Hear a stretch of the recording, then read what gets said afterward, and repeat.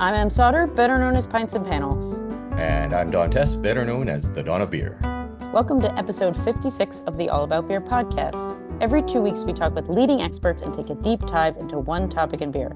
This week on the show, we're going to talk to two gold medal winning brewers, one for hoppy and one for lager, and talk to their process to win the gold. Visit allaboutbeer.com and follow us on social media at allaboutbeer. And if you're feeling generous, please visit our Patreon page, patreon.com/allaboutbeer, to support this show and others. So, Don, you were at the award ceremony at JBF. Yes. Why were you not there, by the way?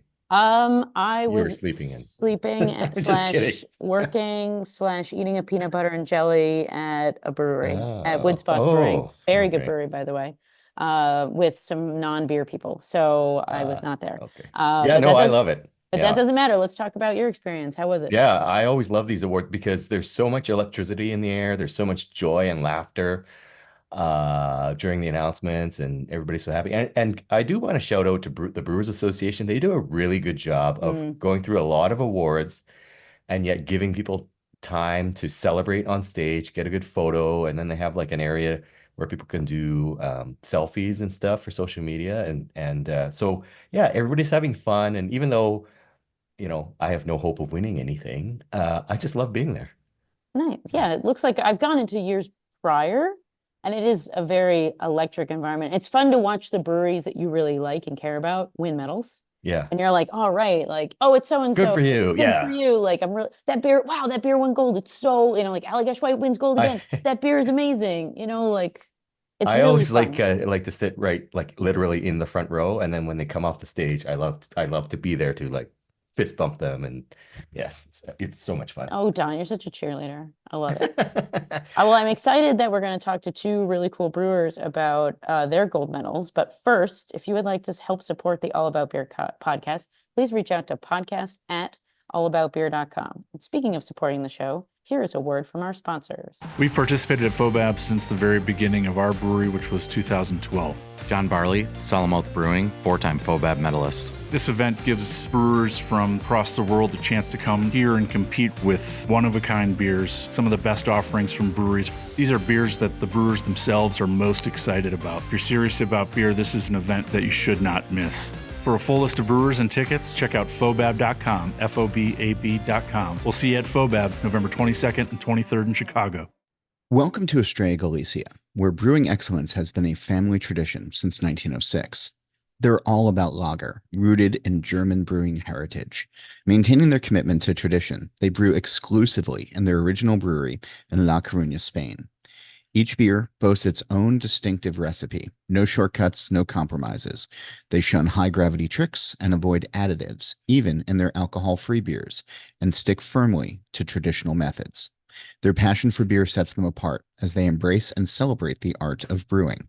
At Estrella Galicia, they love beer above all things. Experience the difference and know more about it on Instagram at Estrella Galicia, USA. Aaron Herman began homebrewing in the fall of 2010 and was sucked in immediately. The following fall, he began volunteering at Vine Park, a brew-on-premise operation in St. Paul, making 3-barrel all-grain batches. While at Vine Park, he was introduced to Mike Hoops and his team at Minneapolis Town Hall Brewery and learned they were hiring. He landed a grunt job at Town Hall in May of 2012 and began slowly working his way up the ladder and became lead brewer in early 2015 and became responsible for the brew and cellaring scheduling, eventually with a staff of 5 brewers, including himself. Although he felt as though he could spend the rest of his career there, his friend Juno Choi asked him to talk to Josh Foltz and Gareth Blomberg about starting a new tap-focused brewery in Minneapolis in early summer of 2018. Arbeiter's first batch was in August of 2020, and they have made in the neighborhood of 150 unique beers so far. Welcome to the show, Aaron. Hey, thank you. So this is your first national medal, and I guess I need to know how do you feel? How did you weren't at JBF, correct? Correct. I was need not be present to win, thankfully. So that's true. So how'd you get the news? How'd you find out? And then how did you feel? Yeah, and how did you feel? So kind of luckily, so to speak, there was a local beer fest here in Minneapolis called Autumn Brew Review that I was with some of my staff setting up for.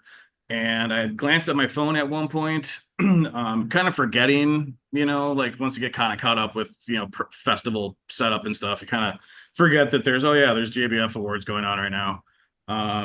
I glanced at my phone at one point and saw, I don't know, 6 to 8 different messages from a bunch of different beer people. And I kind of thought to Oh, myself, like, well, that's Wow. kind of weird. Like, are a yeah. bunch of people wondering if I'm at this beer festival today? Huh, interesting. And then a few minutes later, a brewer friend of mine, I was kind of bent over, like digging in a toolbox or something. And all of a sudden I see someone's like, they're shoving their phone in my face with the screenshot of the, of the, the video board at GABF with Arbeiter Brewing Haha Pills listed on the top of the list.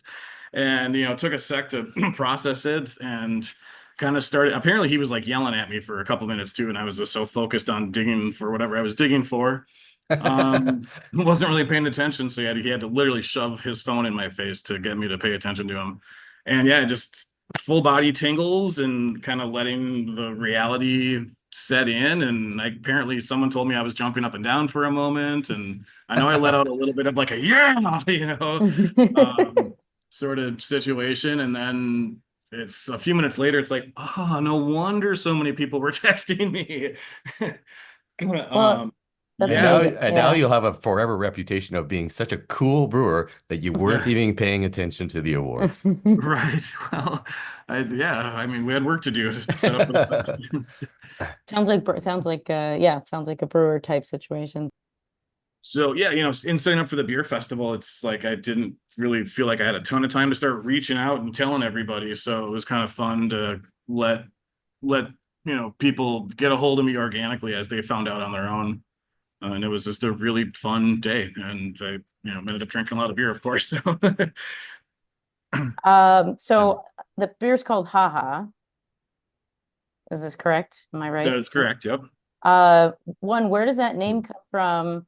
And then you won medals for this before. You made it to the final judging at World Beer Cup, and you also won gold at the Minnesota State Fair. Is that correct? Close. Oh, close. Okay. All right. Sorry Yeah. about that. So I think the first year we entered it into the Minnesota Craft Brewers Guild holds I think it's only been going for 4 years now so far, Okay.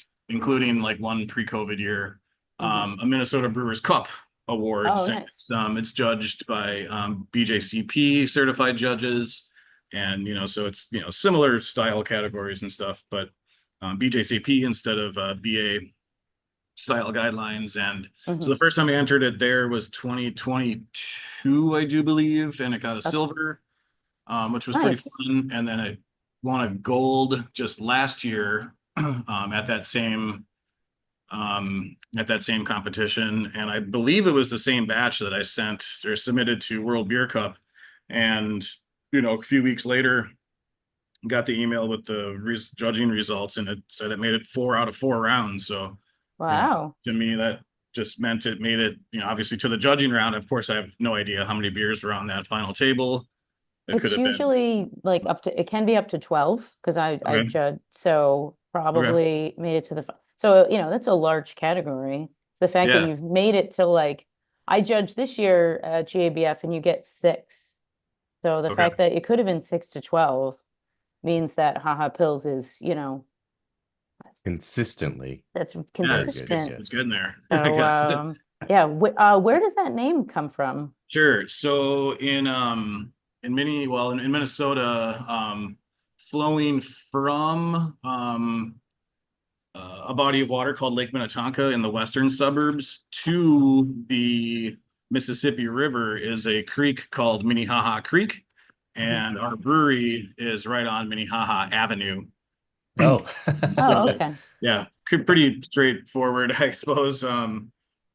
Minnehaha Creek and Minnehaha Avenue. And it was before we were even, I think it might have even been before we started build out.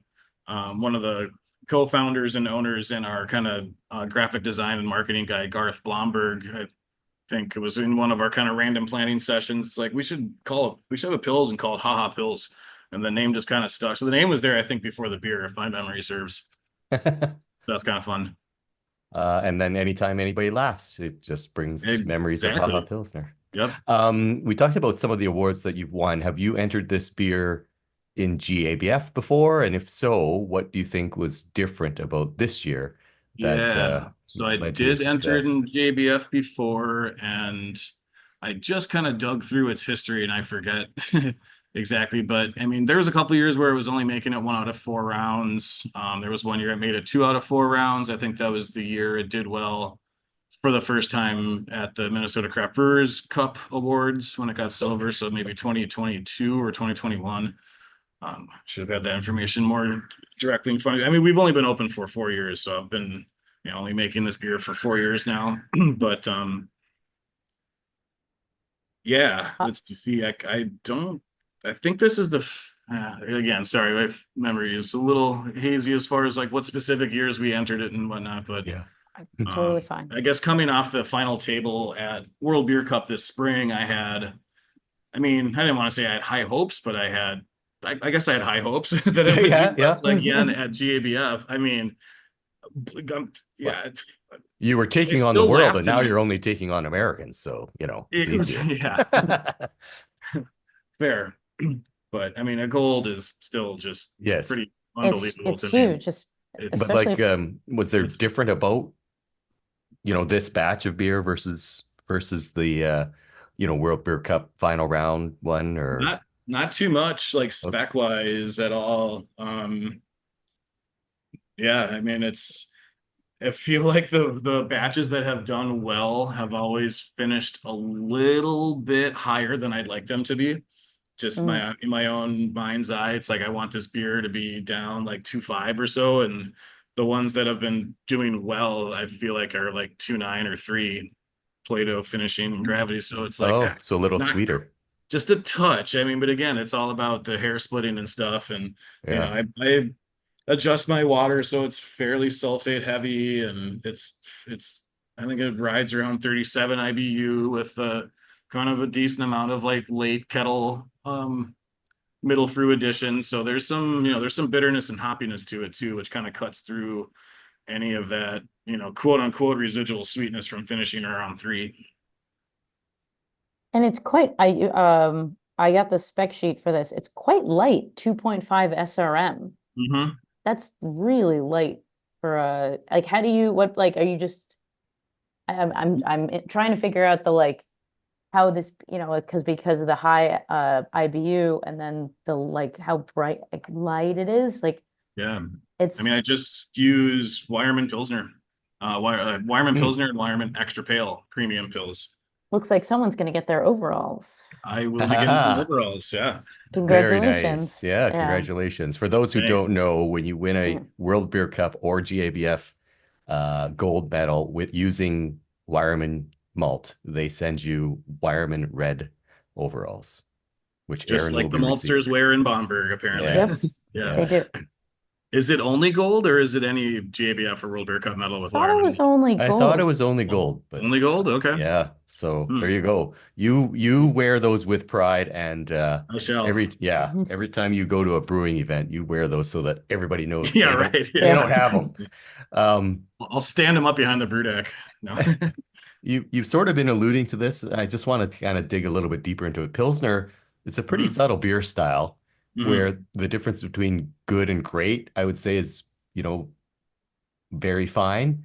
Mhm. So what are some of the things that you do to make sure your Pilsner's not only good, but actually, and not only great, but like the best in America? Yeah, well, being the best in America is still kind of baffling to me, but like what I guess I mean, you were kind of what do alluding I, to like it's sulfate levels and, yeah. I like, mean, for me, it's my approach to brewing has kind of always been to keep it, keep it simple. Like if you have less moving parts, the kind of easier it is to control. But obviously, okay. brewing is such a rabbit hole of a discipline that I've the more you know, the more you are able to know and stuff like that. So I realized that there's an element of that working for me as well, as I've been doing this for over a decade on, small kind of 10-barrel scales. But I mean, there's nothing to the grain bill. It's just Pilsner malt and that's it. I am kind of, I suppose, in a way, kind of blessed with a fun 10-barrel brewing system here at Arbeiter. I have a designated mash mixer a lauter ton, and then a combination boil whirlpool. So I have a three vessel brew house that allows me to manipulate mash. This Okay. one I don't step too much. I just do a low kind of beta rest and then a mash out. But I used to add a dextrin rest, but I was thinking that was, kind of limiting me from allowing it to dry it out the way I thought I wanted it. This particular batch did not get a dextrin rest. Okay. But then, yeah, Interesting. it's just kind of keeping on top of and at least as far as I can get updated water information from the city of Minneapolis. Um, yeah, kind of writing that sulfate heavy, like a sulfate to chloride ratio of about, I don't know, Yeah. the mid to upper ones. So it's going to really accentuate the hoppiness and the dryness, the dry qualities of it, even though, there is a malt backbone to it, of course. And Yeah. I'd like to carb it to, 2.7 or 2.8, which Okay. Pretty high. put some spritziness in there, which also cuts through the perception of sweetness, of course. So it's just kind of doing things, I don't know, like I use Imperial L26 Pilgrimage, which is it's not a Munich lager yeast, but it is a German lager yeast. I believe it's from Ondex.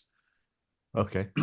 So it's got a little bit more of a dryness to it, so that I think that kind of accentuates the character of this beer as well. It kind of lends itself a little bit, maybe more so to this, northern German Pilsner style, as opposed to more of a, maltier style Pilsner. So just the combination of my ingredient selection and then, attention to detail on hot side and allowing the yeast to do its job properly and letting it, not being shy about, really making sure it's clear of diacetyl and, not being afraid to let it stay warm for an extra couple days before crashing it, just to make sure it's good and done. So I get all those kind of just, I don't know, all the things you need to pay attention to make good beer is, I suppose, what I do. So Yeah. I'm not sure. I've never really been like a student of lager brewing per se, or like German historical brewing necessarily, but I'm Yeah. kind of been learning as I've gone. And I think it's just my work ethic and attention to detail that. So you did mention a couple of things, like, with this particular batch that won gold, you didn't do the dextrin rest you mentioned. So does that mean you're forever never going to do a dextrin rest with Pilsner now, or? Probably. Yeah. Okay. It'll save me 20 minutes on the brew Yeah. day. So Yeah. sure, why not? Yeah. Other than that attention to detail on the brewing side, do you do anything special to improve your chances of winning an award? So what I'm talking about here is, I've heard of brewers that if they're using bottles, for example, they overfill it to reduce, oxygen exposure, or Sure. they brew a special batch that will be ready right on the day that they have to ship it. So it's like the ultimate freshness, or anything like that. Yeah, I mean, definitely try. So the Minnesota Craft Brewers Guild organizes a delivery truck for World Beer Cup and JBF, which is pretty awesome. And that leaves, oh man, I think the due date was like August 26th or something. It was like the last day I could have possibly dropped off beer to get it shipped out for, like, on behalf of our guild. Yeah. And we packaged this on August 13th. I mean, so I just, of course I try to take the freshest batch that I have on hand. I didn't necessarily, time the brew day to line it up with, super fresh packaging.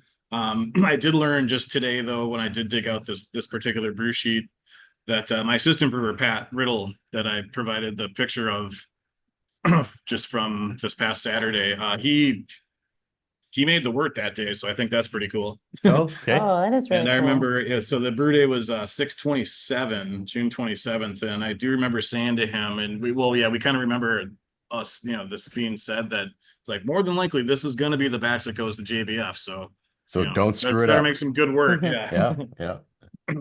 Cool. So it'd be Yeah. fun to verify that. And we just, let's see, last fall we got our hands on a four-head counter pressure can filler by Fillmore out of St. Louis. Prior to that, we were just filling crawlers off the bar. And Oh, I see. Okay. for competitions, though, we were using just an old school, T-shaped handheld counter pressure bottle filler. So yeah, we were, doing our best to avoid, DO pickup, obviously. And it's, yeah, so we just submitted, cans essentially straight off the line. Cool. For both World Beer Cup this past spring and just now for GABF, of course. Cool. Awesome. So how has customer response been to the medal? I know it's literally been like 3 Yeah. days, but has anything changed, or what's the? I know it's too early, but I preemptively took yesterday off before even knowing, before even going into the weekend. So I don't know. It feels a little busier downstairs at the moment. I'm not sure if people are here for Haha Pills or not, but at least at the beer fest and with the local craft beer community here, it's been, I mean, Haha's always been really well received, I suppose, from day one within the amongst our colleagues and stuff. So that's always been really rewarding. I mean, we're hoping to, once we actually receive the medal, we'll be definitely doing some social media and trying to hype it up as much as we possibly can. And got a little idea for when the red overalls show up to do a little skit, a la the A Christmas Story when he wins the. Oh, it's a major award. Yeah, a little to the right. that's Looks awesome. like a lamp. Of course, it's a lamp, you nincompoop, but it's a major award. And you won it. And I won it. Mind power. See, yeah. That's awesome. So that should be fun. Aaron, thank you so much. Congratulations on winning gold for the German Pilsner. This is awesome. If people want to reach out to your brewery or your website, do you have those that you can share with us? Yeah, I mean, we're on Facebook and Instagram, Arbeiter Brewing, info@arbeiterbrewing.com. It's my name at arbeiterbrewing.com if you want to reach out to me directly for any particular reason. Cool. Yeah, we're in South Minneapolis at Lake Minnehaha. Come visit if you can. Wonderful. That's and those, everybody follow those socials because that's where those videos are going to be. Yep. Please. Yeah. Well, Aaron, thank you so much for joining us today, and congratulations. Thanks so much. Cheers. Yeah. Cheers. Thanks for having me. And we'll be right back with Big Grove Brewery to talk about brewing gold medal juicy hazy pale ales right after these messages. We've participated at FOBAB since the very beginning of our brewery, which was 2012. John Barley, Solomouth Brewing, 4-time FOBAB medalist. This event gives brewers from across the world a chance to come here and compete with one-of-a-kind beers, some of the best offerings from breweries. These are beers that the brewers themselves are most excited about. If you're serious about beer, this is an event that you should not miss.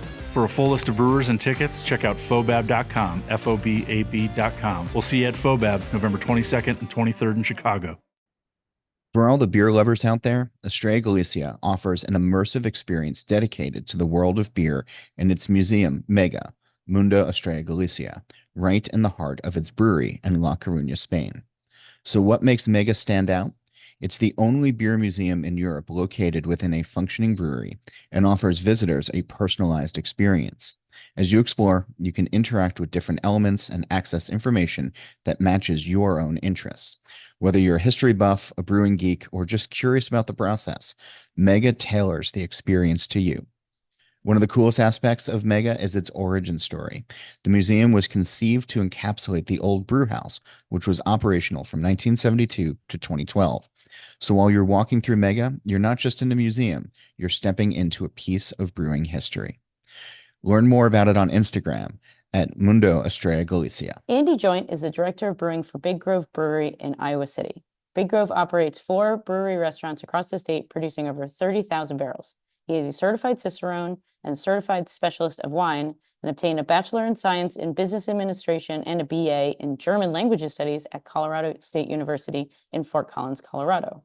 Andy serves on the Brewers Association Supply Chain Subcommittee. Outside of brewing, he enjoys skiing, running, travel, and raising 2 children with his ever supportive wife. Welcome to the show, Andy. Thanks for having me. Glad to be here today.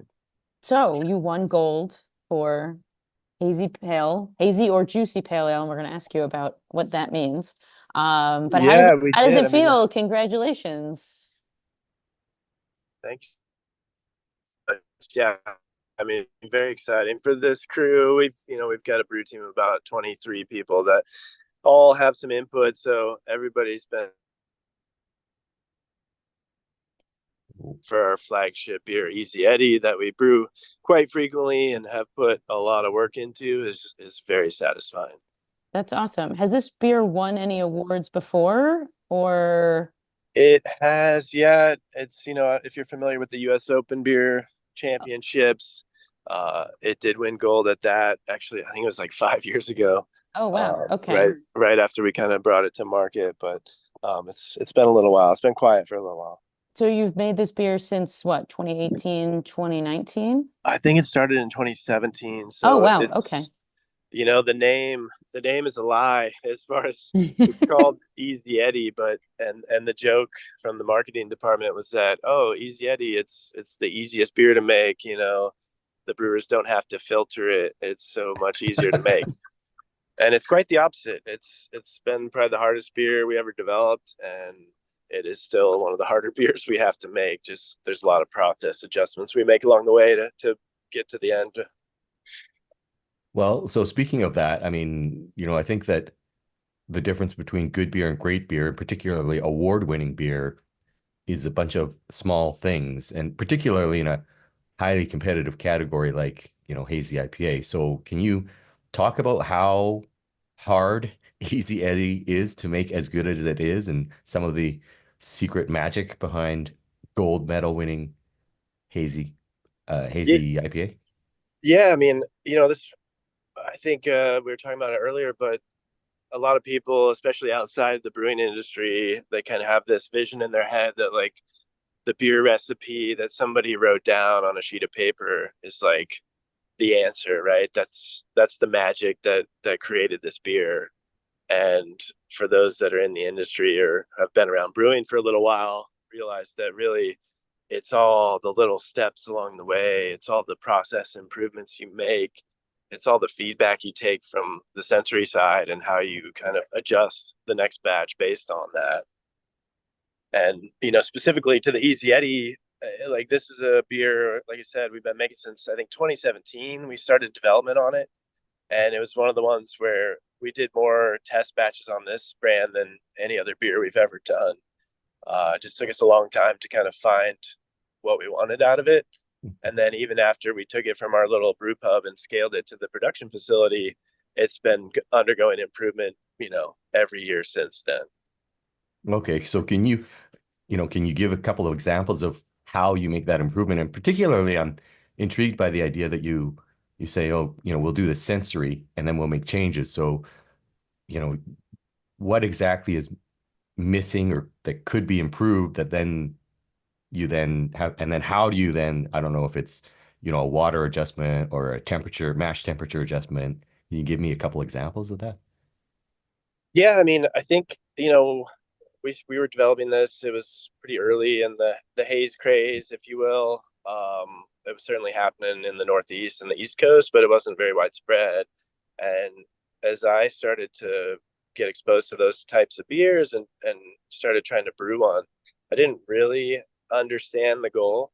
It was kind of, we were looking at the haze was really what people were talking about. And so like there was so much focus on the haze. And it was like, it took a while to be like, okay, it's not really about the haze, right? I mean, that's a byproduct of what's happening here, but it's really about that juicy, like tropical, just hot pop combined with like a softer, lower bitterness. That was really the goal. And once we settled in on that, it helped us a lot because then we figured out how to get our haze to satisfy that, to check that box, but we really focused in on the juicy character of the beer. And so that led us down the water profile, certainly, Okay. and adjusting that. And then just a lot of our fermentation management as well. Oh, so such as? I mean, the dry hopping, was a big piece of like how do you execute the dry hops to get the character, and again, kind of in the early parts of this, people were starting to talk about biotransformation and some of those characters, but there wasn't a real wide understanding of it. But we knew we had to get hops in early before the fermentation was completed. But we were running a production brewery and are running a production brewery, so we weren't real thrilled about the idea of single pitching batches because we had to dry hop, during fermentation. So we had to find a way that worked for us where we could get the hops in there while the yeast was still active, but also get the yeast out of there and pitch it to the next batch. Right. Awesome. Thank you. Yeah. So the can though, so you won gold for hazy or juicy pale ale, but Yep. the can says it's a hazy IPA. You did. Why did you put it in the pale ale category? The beer competitions, the style guidelines, there's a lot of ranges they cover, whether it's IBUs or color or alcohol level. And there's a lot of categories that either overlap or kind of bump up against one another. And so sometimes you're searching for the best fit for your beer, even if stylistically, maybe you've always thought of it as an IPA and called it an IPA. It's like, well, it's kind of at the very bottom end of the IPA range, but it's sort of at the top end of the pale ale range. And from a competitive standpoint, you're probably in a little better position to compete, at the top of the range versus the bottom of the range, if that makes sense. Yeah. Okay. Sneaky. No, because a lot of breweries it's not playing the percentages, but it's one, I'm actually commending you for reading the guidelines and kind of understanding the assignment of, okay, maybe my beer is not labeled as this, but what is it best reflected in the guidelines? And as a GABF judge, I drink a lot of beers and I'm like, what? Did you not read the guidelines? Yeah. This beer is delicious, but it's not this. Yeah. Yeah. And yeah, you see that. I've seen that from some other beers too, where it's totally outside of the style that that beer as, and they entered it in a completely different category, but it plays well within those guidelines. And you also, so the category that you won gold with was juicy or hazy pale ale. Like, what does that mean to you as a brewer? Like, are you looking for more juice or haze? Like, that category is so broad in my mind. Like, what do those words actually mean to you? Yeah, I mean, kind of like I was talking about earlier, we definitely focus more on the juicy aspect than the hazy. It is hazy, but I will say that Easy Eddie in particular is probably on the low side of the haze category. Like, it's not a super hazy beer. And we do run it through the centrifuge to remove a lot of hop particulate and yeast as well, which I know, we're fortunate certainly to have a centrifuge at hand to use for that.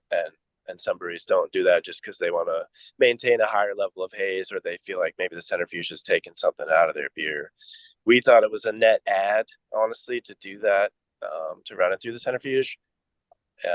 We really like the results of that. So we're much more focused on the juicy side of that category. Cool. I'm wondering, we were talking about hazy IPA versus hazy pale ale.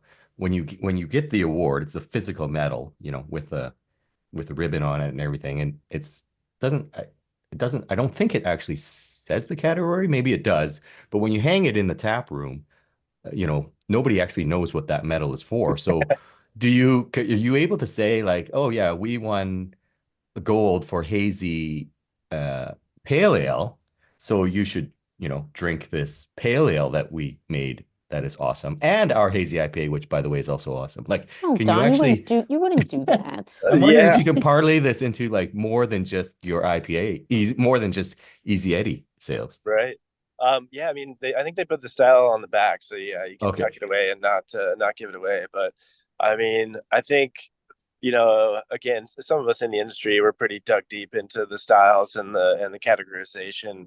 It seems as you step into the customer shoes, most of the customers aren't that dialed into what all's going on and what's available. So they're just like, oh, you won gold for a hazy pale ale? That's amazing. I'll order that. yeah, they're excited about that. So Yeah. we're, and I think for this brew team, like we're super excited about this one in particular, just because it's a beer that we've brewed so much. It's our flagship. We're making thousands of barrels of it a year, and like we don't play any games for competition of like, oh, let's brew a special batch of Eddie to send off. Like we pulled cans off the line on the day we were running, and we sent those in. And so the batch that the judges were tasting and awarded the medal to is the same batch that was on the shelf for customers to purchase, and take a lot of pride in that. Yeah, that's awesome. So it's only been a few days, but how has customer response been? Are you hearing from people? Or like, I Googled your brewery and there's articles written about you winning the medal. Like, have you seen anything in like change in the tap room, or more people coming in to try it? Or, I mean, I know it's super early, but Yeah, it's some of our like regulars that I know pretty well have reached out and are super stoked about it. And I think even more satisfyingly, they're like, we already knew, like they wow. like they're excited about the medal, but they all already felt like they were Yeah. drinking gold medal beer, so they were Yeah. they're stoked about it, but they also feel like they've been on the inside track. So I haven't. I'll be honest with you. I was out of town over the weekend, so I haven't been back through the tap room yet since we won the medal. So I haven't been able to kind of see if there's anything Well, good going luck on. getting in. Just Yeah. kidding. Yeah. But yeah, I don't know if I'm like, if it's good luck for me to not be at the awards, but anytime I've attended the awards, we don't win. And whenever we actually had some chefs out at the Great American Beer Festival for the Parrot event, they've been on stage a couple times now, and Oh. then a couple members of our brew crew were there as well. So they got to You celebrate. can never go. Yeah. No, I Sorry, guess I buddy. can't.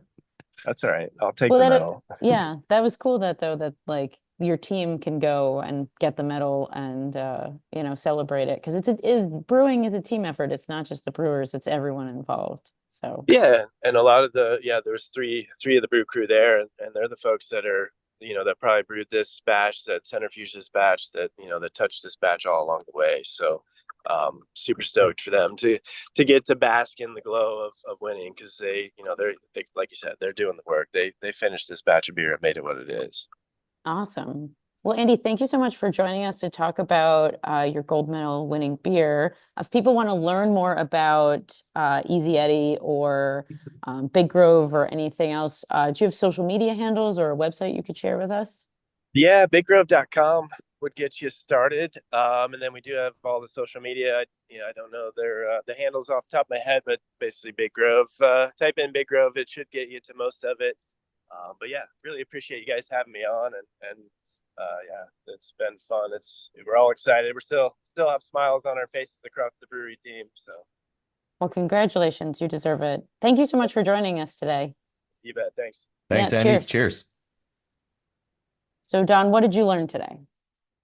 I love, I'm a nerd, so I love when Yes. they give us the little secrets of the small The things. dextrin Yes. or like Aaron, like leaving that What out. is the secret to great Pilsner? No rest. No No dextrin dextrin rest. rest. Oh, okay. I never would have guessed that. Or the other side is like, we just brew a great beer. Easy Eddie's really great. We just pulled cans off the line and sent it in, and here we go. And it's just really cool to see the pride. Different approaches too. Yeah. And the pride the brewers take in how they make beer. It's really, really I think cool. maybe the secret to great beer is that pride, is the fact that they give a shit. Yes. Yes. Yeah, it really is. And it shows. And then, your hard work pays off, and you're rewarded with a medal that you can have for the rest of your life and showcase either, in your tap room or share with your coworkers. It's just a good vibe. Yeah. And they get a fist bump from me when they come off the stage.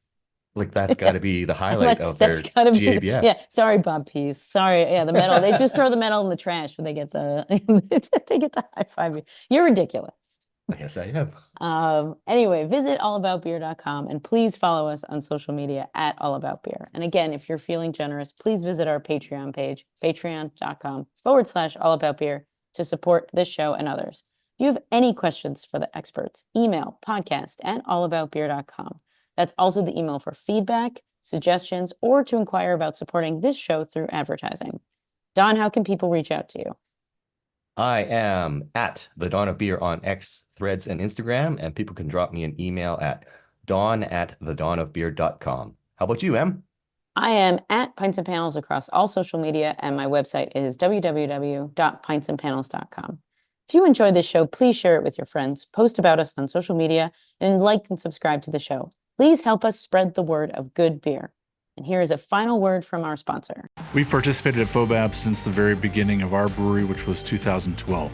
John Barley, Solomouth Brewing, 4-time FOBAB medalist. This event gives brewers from across the world a chance to come here and compete with one-of-a-kind beers, some of the best offerings from breweries. These are beers that the brewers themselves are most excited about. If you're serious about beer, this is an event that you should not miss. For a full list of brewers and tickets, check out fobab.com, FOBAB.com. We'll see you at FOBAB November 22nd and 23rd in Chicago.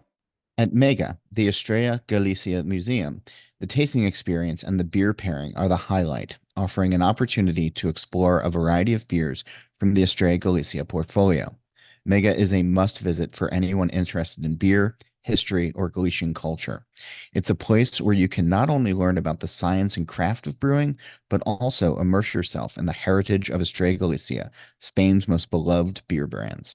So, whether you're a beer aficionado or just curious about the process behind your favorite drink, if you're planning a trip to Spain, I recommend not missing the chance to visit Mega and discover the world of Estrella Galicia. It's a celebration of the art of brewing that's both informative and enjoyable. Learn more about it on Instagram at Mundo Estrella Galicia. This show is produced by All About Beer. Visit allaboutbeer.com for articles, notes on this show and others, and to connect via the newsletter and social media. Cheers! Cheers! Gold!